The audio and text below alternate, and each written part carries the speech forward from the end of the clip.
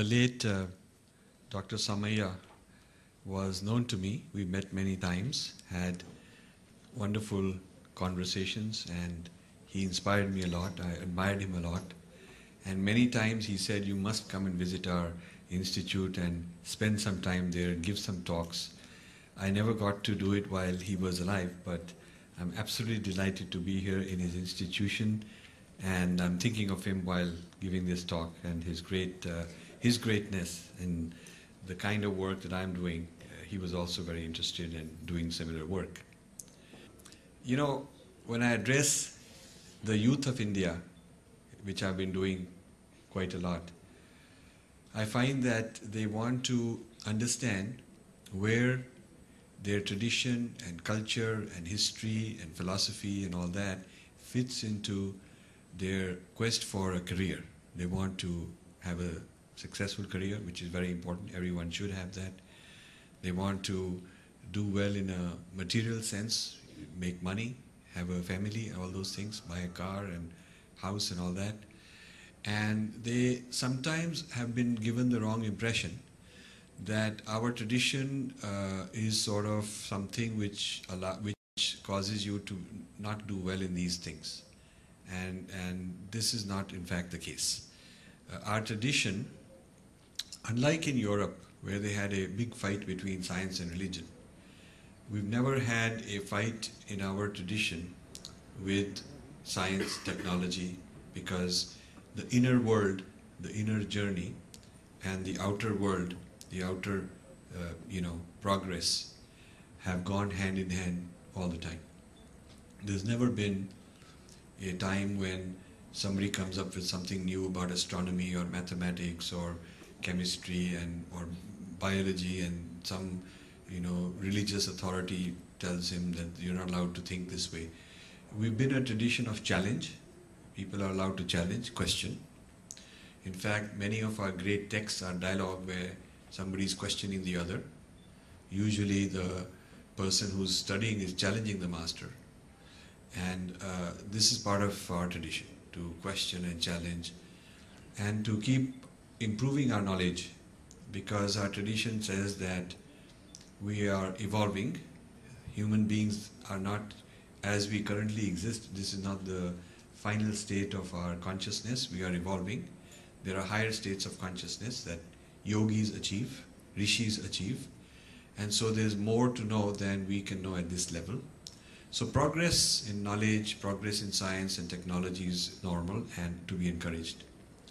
Also, as far as material welfare is concerned, we have the Purusharth, or the legitimate quest of Arth, which is prosperity, material wealth; Kam, which is desire; Dharma, which is ethics and the way you treat other people, from family to society to Mother Earth to your own body; and finally Moksha, which is transcendence of all these. So nowhere does it say that every person should sort of give up all these things and just go into a otherworldly domain. That is a misconception and a misrepresentation which happened in relatively recent times. I haven't gone to the bottom of this, but I have a theory for our historian friend, the professor who introduced me, to consider that maybe when people are colonized by somebody, it's in the colonizer's interest to convince the colonized people that they should be otherworldly and not be politically active and not be interested in material prosperity, because then they have less ambition. They can become servants and slaves and not be difficult to manage and control. So maybe this otherworldly interpretation of our tradition is a more recent thing in colonial times. Because if you go back to the Indus Saraswati civilization, Harappa, Dholavira, Mohenjo-daro, 2000 sites, you find very advanced cities, tiles, weights and measures. You find highly sophisticated architecture, technology, science. In fact, my foundation is doing many volumes. We produced 9 volumes already on the history of Indian science and technology, just to make the point that Indian traditions are not antithetical or opposed to science and technology. In fact, we have a great history of that. So, if you continue the journey forward from that era, you find great advancements in medicine, you find great advancements in biology, in agriculture, shipping, long before the current global era. Current global era is not the first globalization. There used to be an Indian Ocean globalization. Europe was not part of that economy, but from Africa, Middle East, India, Southeast Asia, China, there used to be a thriving economy with a land route which is called the Silk Route and a sea trade based around India. And the old shipwrecks and old artifacts found in these different places I named are plenty of testimony, and the stories about this trade exist in all parts of these countries. So Africa, Asia, all over were integrated into global trade. Europe was an outsider, and Europe got its goods from India and China, which were highly prized. There's a American historian who wrote a paper, I've forgotten his name, I think that might not be the correct name, but the title of the paper is called Southernization. Southernization. This came about in the 1990s. And in that paper he writes that right just now, like nowadays, the fashion is westernization. Everybody wants to westernize because the goods coming from the West are considered very nice. There was an era which he calls Southernization, where the fashion in Europe was to buy goods from South Asia, goods from India. So many kinds of goods, textiles, steel, medicines, these were sought after from our part of the world. In fact, a certain kind of steel which is known as Wootz steel, W-O-O-T-Z steel, was only made in India. It was the toughest steel in the world. And the Romans and Greek in ancient times used to pay a lot of money to buy this steel, because if you made swords from this steel, it would not break. And if you made a shield, it would not be penetrated. So in war, the winners were people who could buy the weapons made from this kind of steel and pierce through the other person. So there was medicines. An American scholar who is in Dartmouth, University of Massachusetts, Dartmouth, where I'm associated, he's a scholar of Portuguese history, and he went to Goa and looked at some of the archives stored in government centers, old archives of trade which the Portuguese were doing, to find out what made the Portuguese come here, why were they so interested, what was this trade all about. Now we are told that they came for spices, but you don't think that something as simple as spice would be such a big deal. Why would someone come and make a big empire for something as simple as spice? And what is shown is that actually it was medicines. There was textiles, medicines, steel. And plant medicines were later translated as spices, but they were plant medicines. And Portugal was importing these plant medicines from India and became the supplier for all over Europe. The volume of medicines was 10 times more than the Portuguese population needed. So they became thriving in trade, making tons of money doing this. So India was a very prosperous place until 1750. The Cambridge History of Economics says that India had 24 or 25% of world GDP. World GDP, yeah? And in 100 years after that, India was below 5%. So that is called the industrial revolution of England. So you can see a correlation between the industrialization of England and the deindustrialization of India. And if you read the Industrial Revolution, the historians write about how the Industrial Revolution was fueled by two things first, textiles and steel. Both of those are Indian products, both of those.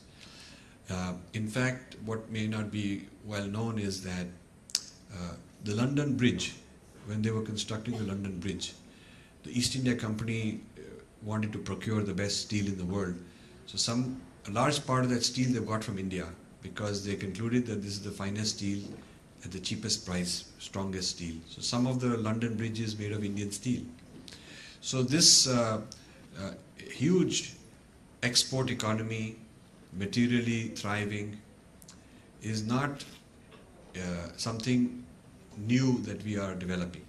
That's why I don't like the term development of India. I prefer calling it redevelopment of India, because it was already a developed place. It got undeveloped and now it is redeveloping. So this kind of a renaissance of India, of which you youngsters are a part, has to balance the material, physical, scientific, technological plane with the traditions. You see, the traditions are like the inner infrastructure. We all know that when we say India needs infrastructure, they generally think outer infrastructure, roads and ports and airports and railways and all that. It's fantastic. We need all that. And we have a history of, in traditional times, having that. But the inner infrastructure is character, is your quest, your purpose, your meaning in life. These are important things. And they are not mutually exclusive. They go hand in hand together. So this is the first thing I wanted to bring out. Second thing is that the message in this book is a pan-Indian message. It applies to all Indians. It is not an exclusivist. It doesn't apply to certain people, because when I talk about classical Indian dharmic traditions, they are very open, very like an open architecture. One can assimilate a whole lot of new things, new ideas. My own story, I'm not a traditional scholar. I had a very modern upbringing.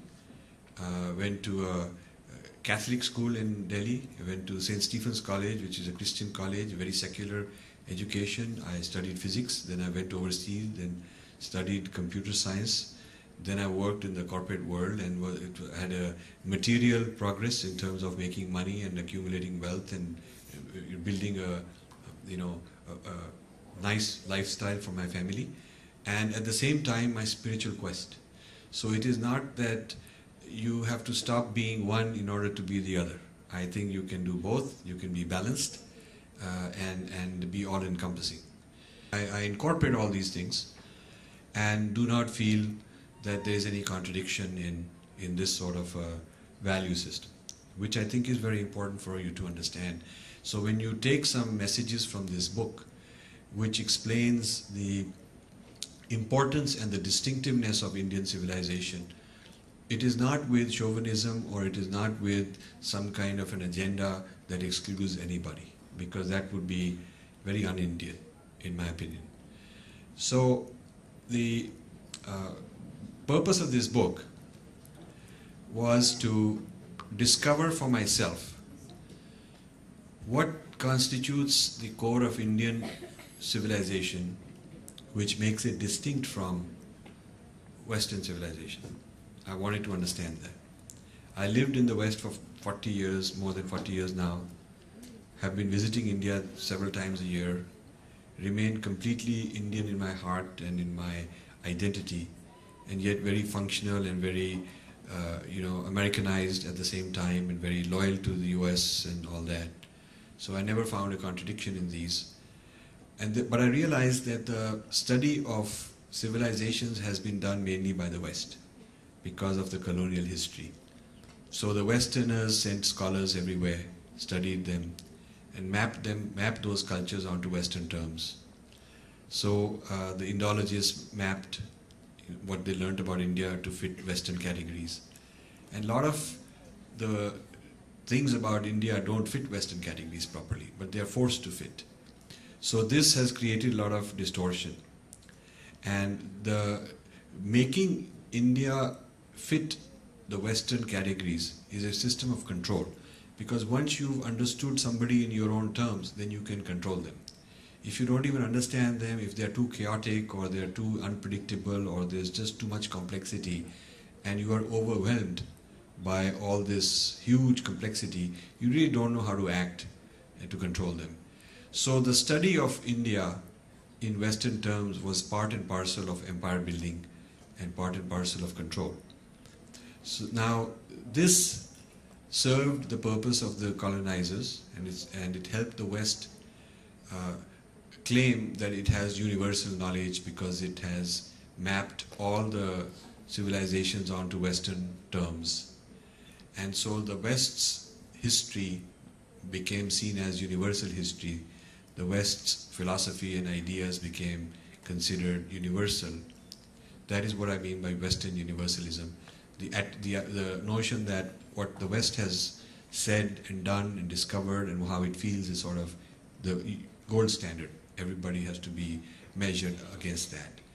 And this Western universalism was then exported to places like India, taught in our schools and colleges, replacing the traditional systems.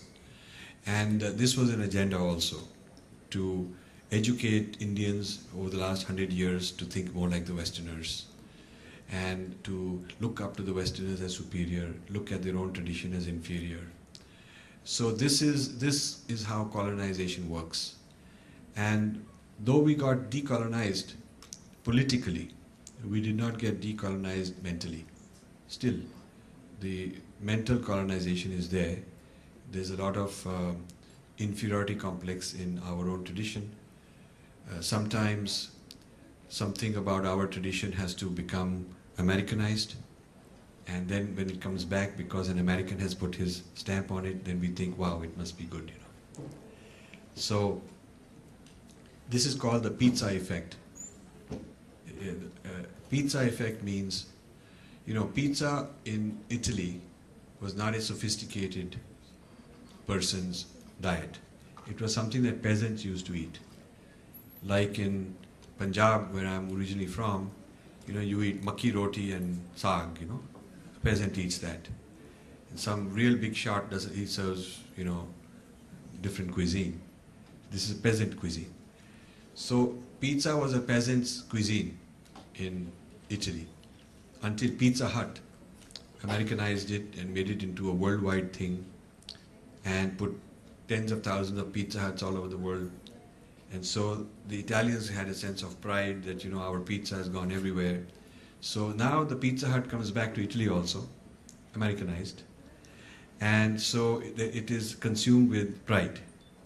So pride in culture, because the other superior or dominant or more powerful cultures have adopted it and given it back to you. This is called the pizza effect.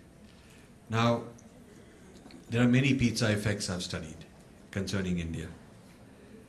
One of them is, I'll give you an example. IIT Kharagpur, I was there about 3 days ago giving a talk. More than a decade ago, they were celebrating their 50th anniversary. So they applied to my foundation for a grant to sponsor some conferences to celebrate their 50th anniversary. And one of the conferences they were going to have was Mind Conference on mind science. So I got very excited because I'm very interested in mind science. All our yoga and a lot of our shastras are about the nature of mind, the nature of self. You know, that's what nowadays they call psychology and mind science, but we've had that for a very long time. In fact, our Dharma is more about the science of mind than what you call religion. It's less to do with the conventional term religion is a very different idea than the nature of understanding the self and self-actualizing and so on. So it's more like psychology, if you will. So when I got that grant request, I was very keen to find out what exactly are they planning to do. I asked them for a, you know, detailed plan, detailed schedule, and they sent me details of what the panels will be, who will be speaking on what. And there was not a single panel or a single speaker talking about Indian ideas of psychology or Indian ideas of mind. Every panel and every panelist, both Westerners and Indians, were talking about only Western thought. So this bothered me. So I wrote to them saying, I'm interested in sponsoring, but I'm only interested in sponsoring if you have at least one panel on Indian thought of mind. What is the nature of mind? And I got back this email saying, sir, we're very scientific people, we're not chauvinists, we're not right-wing people like that. So they couldn't get it. They were so alienated from their own side, their own self. So what I did is, to create the pizza effect, I approached a few white scholars one or two British, some Americans, who I know are very deeply involved in the practice of yoga. One of them is practiced Kundalini for 20, 30 years. He's a professor in California. One of them is a Buddhist scholar and initiated by the Dalai Lama, and he's a great, well-known person. One had translated Patanjali Yoga Sutra and practiced it for a long time, and so on. One was a Sri Aurobindo scholar, and he was in neuroscience. So I called them up and I said, I'm always telling you that you guys need to do more for, Indian civilization. You are capturing so much knowledge, but you're not paying back anything. And you've always said, tell us something to do, and we'll be doing it. So here is something you can do. What I want you to do is go to this conference in India, and each of you give a talk on your whole journey, how you got into this Indian thought and Indian mind science, who initiated you, because many of them had lived in Rishikesh and they had a guru and they had been initiated, then they had gone to the West and started becoming a professor. So I want you to tell your whole journey truthfully. Don't hide anything. Don't try to show how it is all Western. Show the Indian origins exactly like you know. And use the Sanskrit words. Don't try to hide them with some Western translations. And then explain how it is part of your life and why you're teaching this in prestigious colleges like Cambridge. One guy was teaching another one was teaching in Columbia University. So tell them about how it's part of the curriculum and what is the value of this to modern society. How are your students benefiting? How it's improving them in their own psychology, in their own ability to manage life better. So give them the whole story without holding anything back. And they agreed. They agreed that they would do this. So I took their biodatas and their abstracts of what they were going to present, and I sent it to IIT Kharagpur, saying this is the panel I think you should do on Indian mind science, and they immediately accepted it. Because now it was Westerners, not some desi guy like me. So this is the pizza effect, complex, inferiority complex. So when the event happened, it was there was a US warning against travel to India because there was a conflict in Kargil and all that. So, but when the event happened, one or two of these Westerners dropped out. They were afraid, but many of them came, and they got standing ovations. They got standing ovations in IIT Kharagpur, considered one of the best panels, and there were so many psychologists, professors in the audience. So these guys told me that it was a big success, and we've been invited to various conferences, a conference on psychology in Kerala, one in Chennai, one in Pondicherry, then in Delhi, and so on. So my foundation said, okay, let's encourage this. So you guys keep going. So they became my team to go around various places in India giving talks on Indian psychology. And then I used them to find Indians who were interested in joining. And then I started funding Indians. A lot of Indians we funded, who we discovered as a result of this. So for example, there's one Sangeeta Menon in National Institute of Advanced Studies. We sponsored about 7, 8, 9 trips of hers, conferences of hers, writings, papers, books by her, and a few other people like that we started sponsoring. To get Indians into the act, inspired and encouraged by Westerners.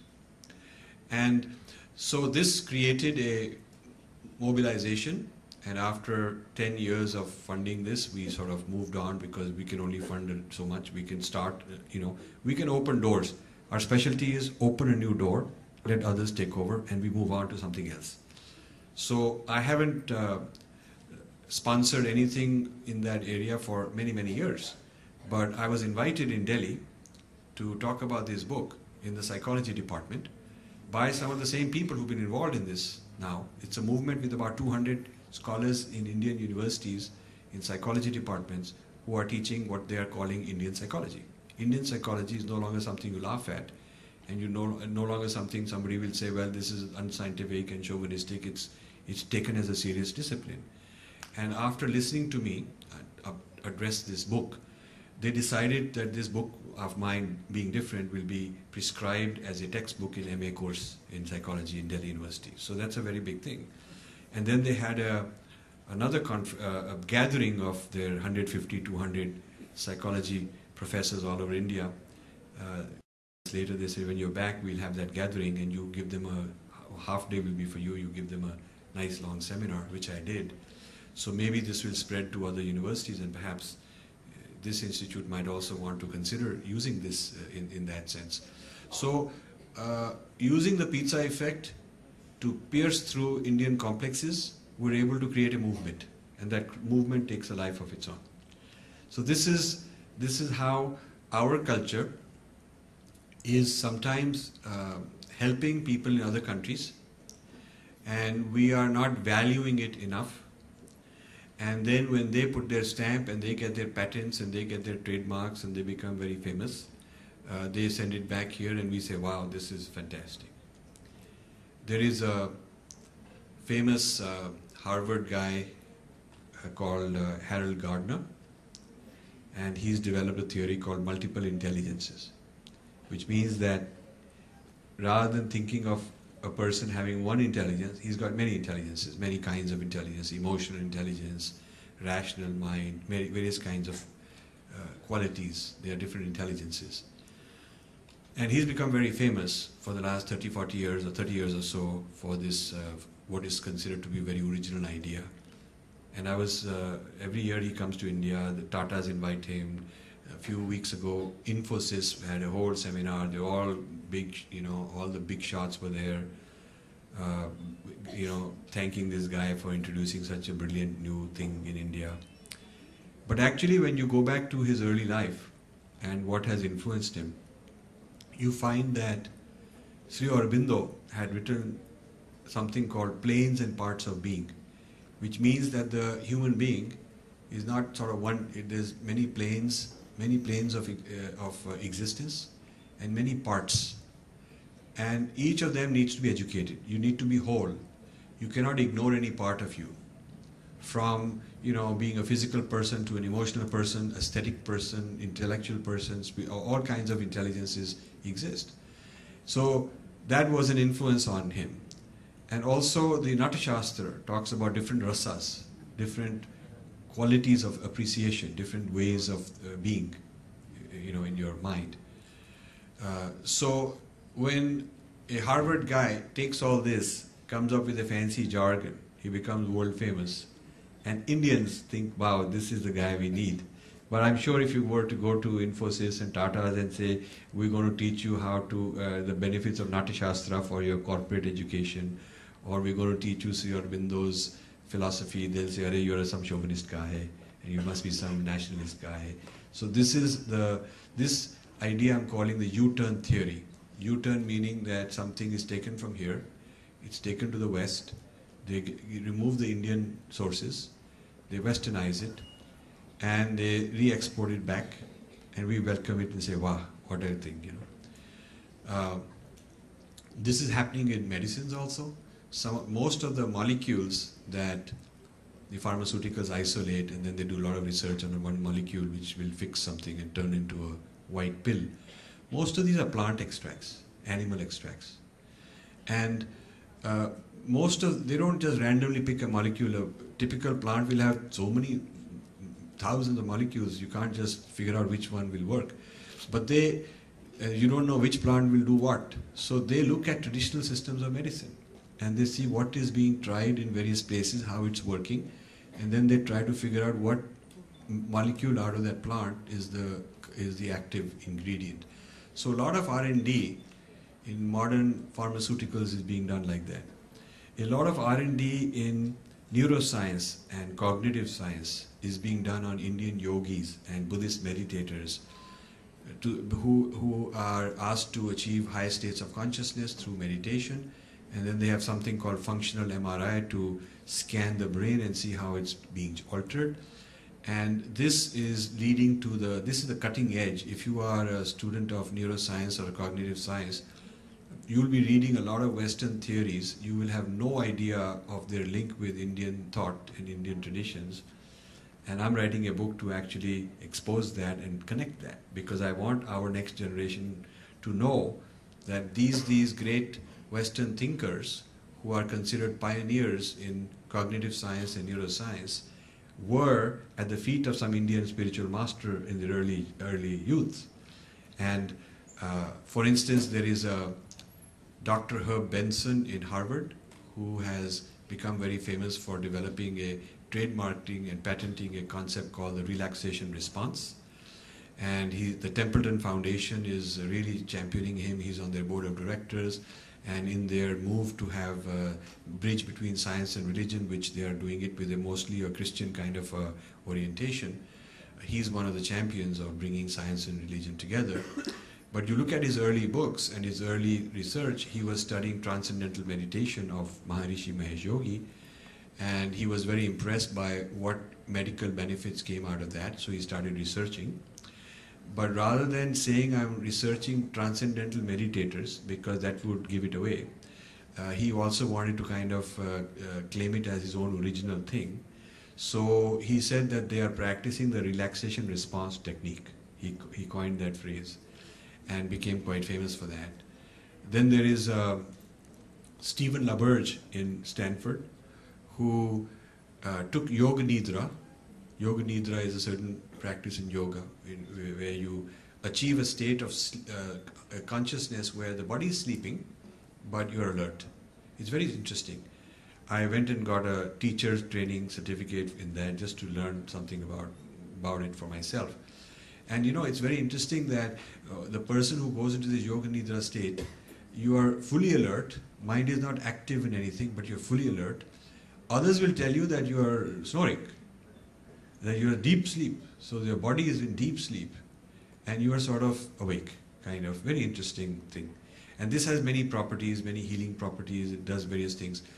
So he renamed it lucid dreaming.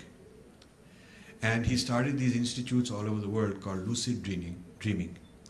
So I went to one of these lucid dreaming conferences and I was very impressed by a very large crowd of scientists and spiritualists teaching this lucid dreaming. And he was giving all this talk. So I said to him later, privately over dinner, I said, you know, this reminds me of Yoga Nidra. So he was very happy to talk to me offline and said, yeah, I learned it with such and such guru, spent 20 years, studied it there. He was telling me, he said, I love India, I eat all this Indian food, I eat with my hands. And he was becoming very Indian, you know, with me. So I said, why don't you say it in front of all those people? Why are you telling me privately? Why don't you say it publicly? And in your papers, why don't you acknowledge it? So he says, I'm doing you a favor because if I were to call it Indian, I will never get grants, it will never propagate so much. People will think it's some old, you know, religion. But to make it scientific, I have to hide all that. Plus, actually, you should be grateful I'm taking your ideas and making them further, propagating them. I said, well, actually, you're doing yourself a favor because you're becoming famous and you're separating us from you're separating this technique from the source. And the source has many more advanced things to offer besides just what you've learned. You've learned one part of it, but there's many more things. So this way I could go on. There is one John Kabat-Zinn who teaches Vipassana, who learned Vipassana from Goenka, did a lot of medical research and was able to show that many diseases can be cured. Then he stopped using the term Vipassana and trademarked mindfulness meditation. And this is taught in all kinds of hospitals and so on. And the interesting thing is that in the US, my Indian friends who are doctors, some of them have attended his courses. They come back and say, oh, I'm now introducing this new technique from Massachusetts into my practice. So I tell him, what is this technique? And they tell me what the technique is. I tell him this is Vipassana. And they refuse to believe it. So the Indian sources which have U-turned from the West are huge.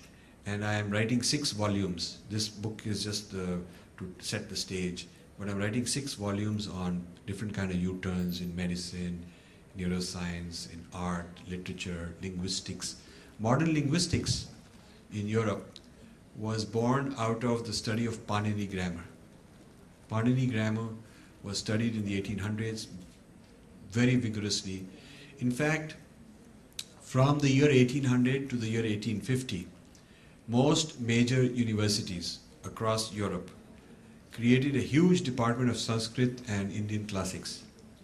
Indology, they gave it the name Indology. And this was to learn, mine, appropriate, get new ideas. And after they got all these ideas, they started downsizing these departments because they felt they had gotten what was worth getting. And they had reclassified, repackaged these into Western idiom and Western terms and claimed to be the pioneers and original thinkers. So many modern disciplines were born or influenced by this. And one of them is modern linguistics. So you might have come across postmodernism as a topic. Some of you might be, if you're studying English, you study postmodernism. Postmodernism or post-structuralism is born out of structuralism. First came structuralism, and then it was extended and superseded by post-structuralism.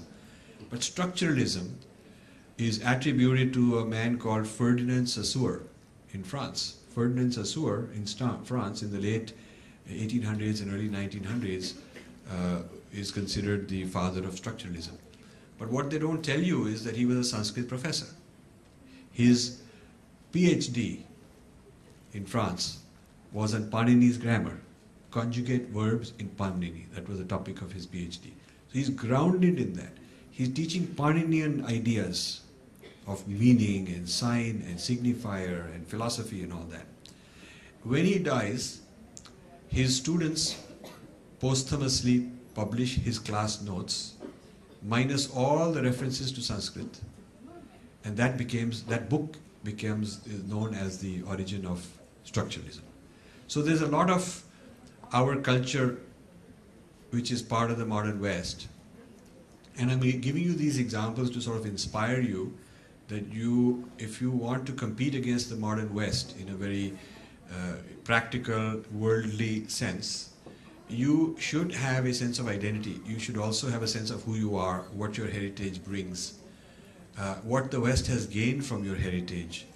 Because you may think that identities are going out of style, but they're not. When you grow old and work in a multinational with people from all the cultures, and you become a big boss and you are going around cutting deals in foreign countries, when you're sitting with a Frenchman, he's very clearly French. He doesn't want to be mixed with an Italian or an Englishman or a German or a Russian. He's very proud, he's very clearly French. When you meet a Russian, he's very sure of what it means to be a Russian, the greatness of Russia. When you meet a Chinese, he's got no doubts about his Chinese. He understands Chinese thought, he can talk, he's like an ambassador of Chinese culture. When you meet a Japanese, while he may be very scientifically advanced, technologically advanced, but he's still very Japanese in his sense of identity and culture, and so on.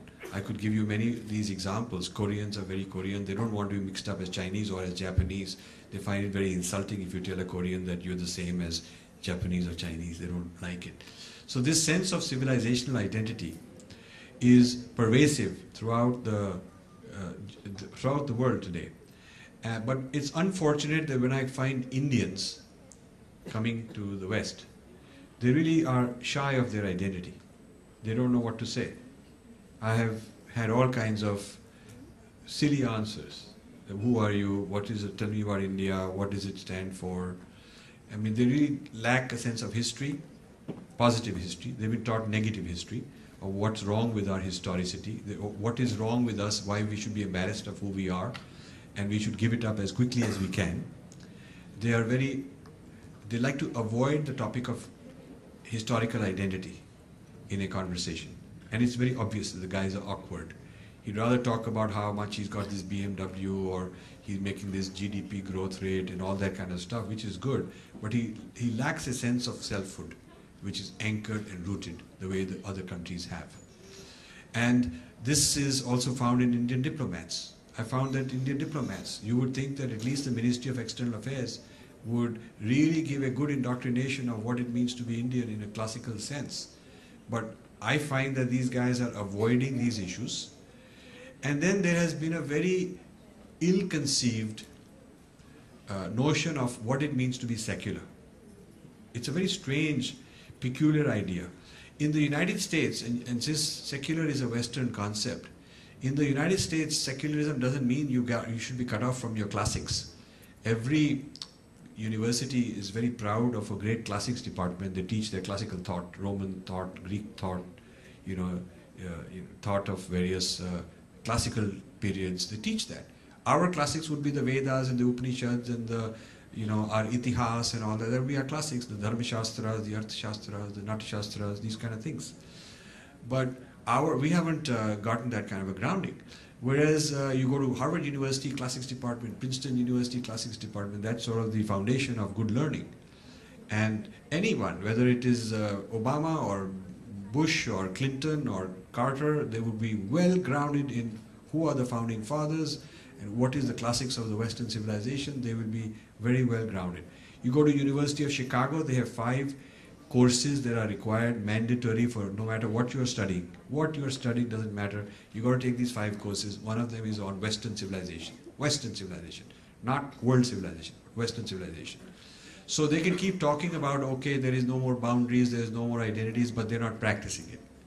You look at the giant monuments of the greatness of this president or that war, this war memorial, the big parades in New York of various kinds of identities. Identities are everywhere, and the great grand narratives of history are everywhere. But somehow Indians have been told to be ashamed of that in the name of secularism, which is a very ridiculous idea of secularism, because secularism is not meant to be a negation of our identity in terms of our classical past, especially since that classical past tolerated and respected, very much respected, all kinds of new cultures coming in and gave them good habitat, gave them a homeland, encouraged them. So there's no reason to be ashamed of that. I'll conclude with a story to illustrate this point of alienation from our culture in the name of secularism.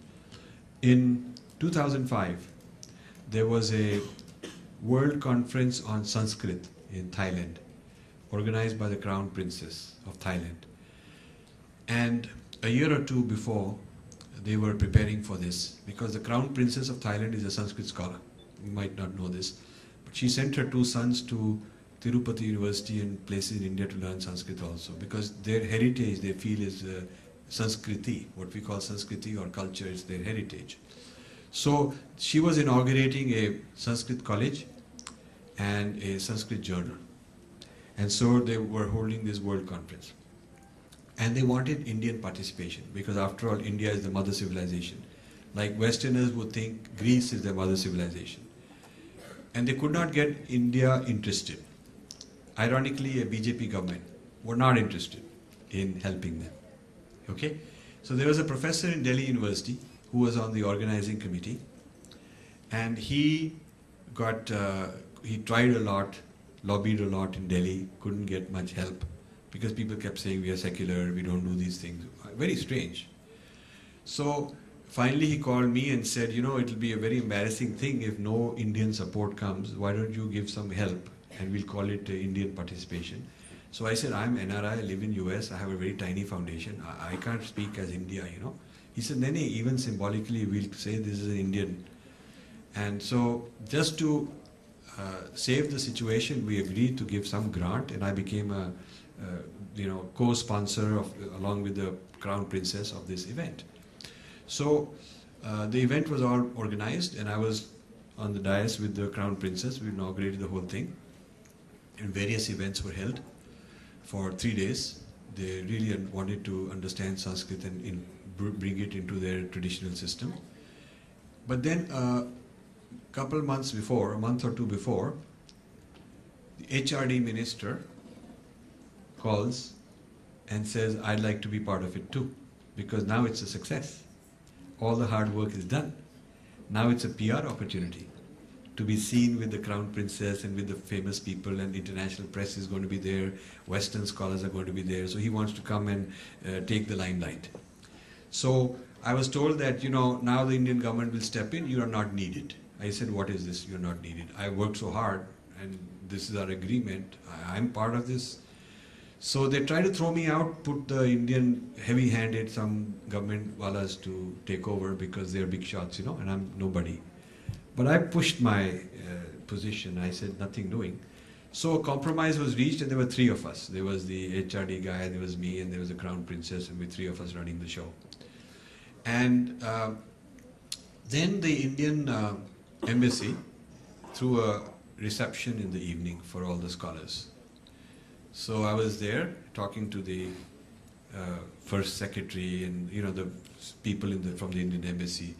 So I was saying, what is your strategy?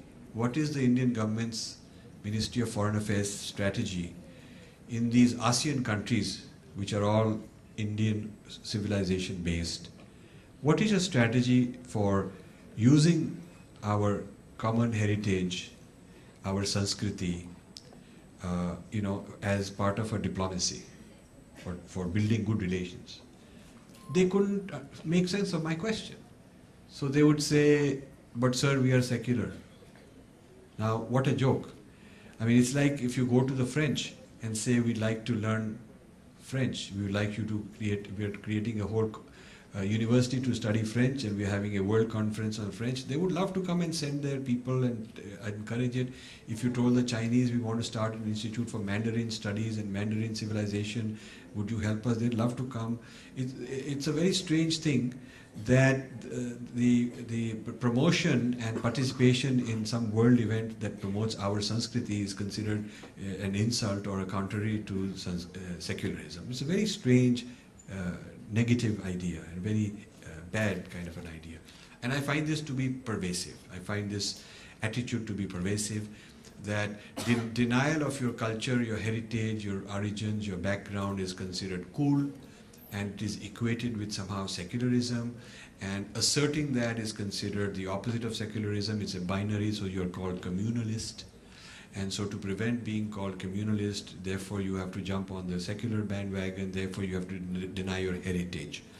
And ladies and gentlemen, let me tell you, we are losing this heritage, and the very same heritage is being appropriated into Western culture, Western medicine, Western neuroscience, Western linguistics, Western popular culture very, very fast. And it will be re-exported back to you, and then you'll be paying 10 times as much, buying something a diluted version of what you have lost, of your own culture. And this I'm calling digestion, meaning our civilization is being digested by another civilization. And when a tiger eats a deer and digests, then the deer is finished, only the tiger is left. And what did not get digested, what the tiger did not want, is excreted as waste. So that is where the digested entity ends up. Civilizations have been digested in the past. The Greek digested some Egyptian civilization, the Europeans, Christians digested the pagan civilization, finished them off, took a lot of their symbols like the Christmas tree, like Easter, but the pagans were gone. European settlers in America digested a lot from the Native Americans, but the Native Americans were put in museums. Digested civilizations end up in a museum. This is what happens. So today, Tibet is being digested into China. That's what's happening. In another generation of two, or if the Chinese have it their way, the Tibetans will be like a big museum for tourism. So you'll take tourists there and show this is how it was, and with Chinese guides telling you what it means and how this is old stuff, primitive stuff, and now we are modern and all that. So Indian youth, I am told, and I'm happy to know, are very proud, very strong, very assertive. But how much do they really know about their real roots? I mean, are they proud and assertive because we have BMWs and we have iPads and we have laptops? Are they assertive because we have Bollywood and cricket? And of course, nowadays cricket not doing that well, but generally proud of that. Are they more assertive of, is their idea of Indian identity the page 3 pop culture and the kind of a hedonistic lifestyle, which allows them to say we are as Western as Westerners, maybe we are going to be more Western than Westerners? Or are they really also proud based on their classical traditions and their grand narrative of the nation? This is the question I'll leave you with. Thank you very much, and I'll be happy to take questions from you. Thank you.